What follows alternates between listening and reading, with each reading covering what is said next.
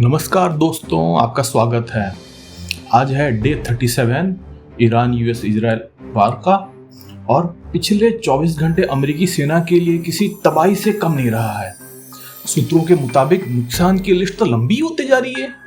जहां F-15 ई strike eagle को Iran ने कल उड़ा दिया था, वहीं अब पता चल रहा है कि उसके पायलट्स को रेस्क्यू करने के लिए यूएस ने जो A-10 और 2 ब्लैक हॉक हेलीकॉप्टर भेजा था, अब उनको भी हिट कर लिया गया है।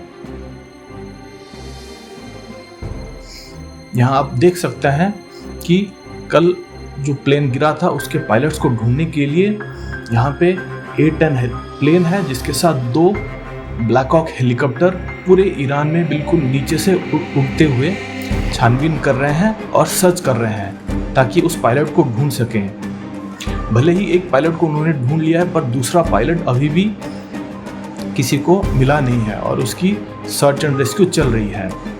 एक बहुत इंपॉर्टेंट बात ये ध्यान करने वाली है कि ये प्लेन काफ़ी नीचे से उड़ रही है, और इतने नीचे से अगर प्लेन उड़ेगी तो ये बड़ा ही ऑब्वियस है कि लोग तो उस पर हमला करेंगे ही। और आखिरकार वही हुआ। जहां एक ब्लैक हॉक हेलीकॉप्टर को हमने बताया था कि कल ही मार गिराया गया है, वहीं दूसरे हेलीकॉप्टर को भी आज मार गिरा दिया गया है। ये देखिए कि किस तरह उसके हेलीकॉप्टर्स को ईरान के आम लोग हमला कर रहे हैं।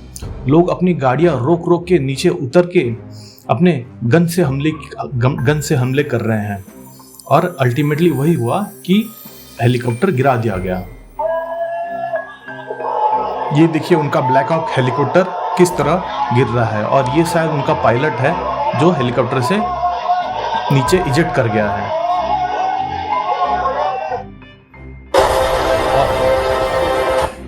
और ये ईरान ने खुद वीडियो रिलीज किया है जहां वो दिखा रहे हैं कि किस तरह उन्होंने यूएस के A-10 प्लेन को अटैक किया है और मार गिराया है।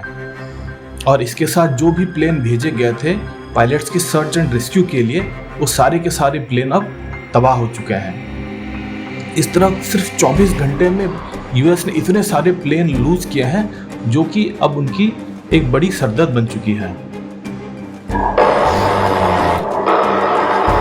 ये जो A-10 प्लेन है, ये कोई छोटा मोटा प्लेन नहीं है, बल्कि यूएस का एक गर्व है।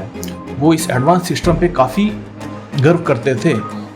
और ये प्लेन ऐसा प्लेन है जो सिर्फ 1 मिनट में 4000 राउंड फायर कर सकता है।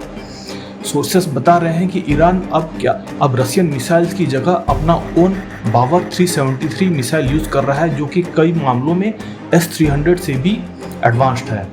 और ट्रेडिशनल रडार सिस्टम की जगह वो passive infrared heat seeking system use कर रहा है, जिसकी वजह से वो इन प्लेन्स को अटैक करने में शामिल रहा है। और ये देखिए प्रेसिडेंट क्या बोलते हैं।